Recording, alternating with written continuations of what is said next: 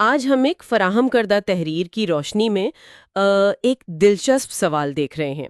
سوال یہ ہے کہ اگر ایران مان لیجئے 200 میزائل فائر کرتا ہے تو ان میں سے صرف 8 یا 10 ہی اسرائیل تک کیوں پہنچ پاتے ہیں؟ جی بالکل، اور یہ تحریر جو ہے یہ ایک بڑی تفصیلی تصویر پیش کرتی ہے۔ یہ بتاتی ہے کہ کیسے ایک میزائل کو کئی دفاعی حصاروں سے گزرنا پڑتا ہے۔ یعنی یہ کوئی سیدھا راستہ نہیں ہے؟ بالکل نہیں، یہ ایک پیچیدہ سلسلہ ہے تہ در تہ دفاع کا۔ تو آئیے اس سفر کو شروع سے دیکھتے ہیں۔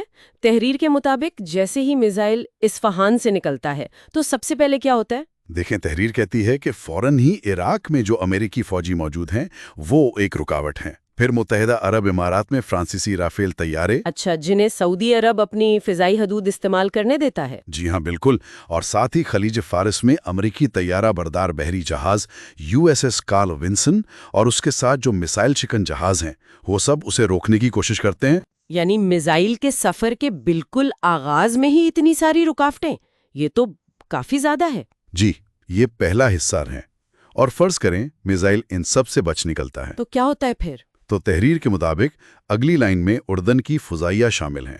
وہاں امریکی فوجی اڈے بھی ہیں، اور پھر قبرص سے اڑنے والے برطانوی طیارے ٹائفون اور F-35۔ یعنی برطانیہ بھی اس میں شامل ہے؟ جی، تحریر تو یہی بتاتی ہے۔ یہ سب مل کر اسے راستے میں ہی روکنے کی کوشش کرتے ہیں۔ یہ تو واقعی ایک کے بعد ایک چیلنج ہے۔ اچھا، اگر میزائل مان لے ان سب سے بھی بچ جائے اور اسرائیل کے قریب پہنچے تب کیا ہوتا ہے؟ جی، اب اصل آپ کہہ لیں اسرائیل کا اپنا دفاعی نظام حرکت میں آتا ہے، اور یہ بھی کئی سطحوں پر ہے۔ کئی سطحیں یعنی ایک سے زیادہ سسٹم؟ بالکل، تحریر کے مطابق سب سے پہلے ایرو 3 ہے۔ یہ میزائل کو فضا میں داخل ہونے سے بھی پہلے یعنی خلا میں نشانہ بنانے کی کوشش کرتا ہے۔ خلا میں؟ جی، کتنی دور سے؟ تحریر کہتی ہے تقریباً 2000 کلومیٹر دور سے۔ 2000 کلومیٹر؟ یہ تو ناقابل یقین سا لگتا ہے۔ اچھا، اگر ایرو 3 ناکام ہو جائے تو پھر ایرو 2 ہے۔ یہ میزائل کے زمین کے بالائی فضا میں داخل ہونے پر یعنی تقریباً 1500 سے 500 کلومیٹر کی بلندی پر اسے مار گرانے کی کوشش کرتا ہے۔ ٹھیک ہے، یعنی ایک اور موقع، ایرو 2۔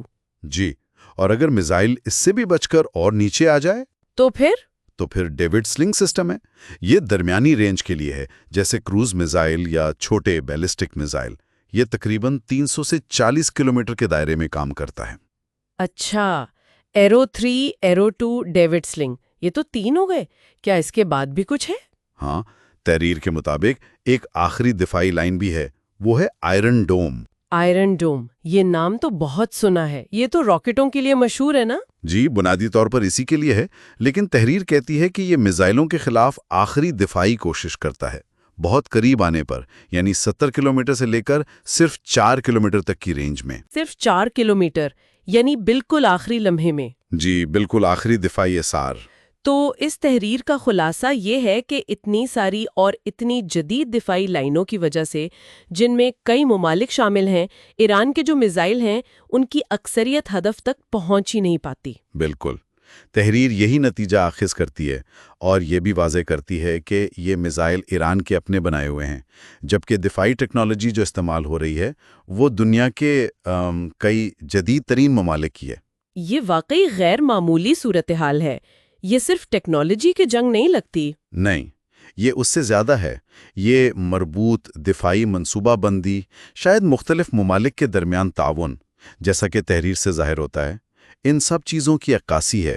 تو یہ تحریر ہمیں صرف یہ نہیں بتا رہی کہ کتنے میزائل پہنچے، بلکہ یہ جدید دفاعی جنگ کی پیچیدگی، ٹیکنالوجی کی دوڑ اور شاید بین الاقوامی سیاست کے کچھ پہلوؤں پر بھی روشنی ڈال رہی ہے۔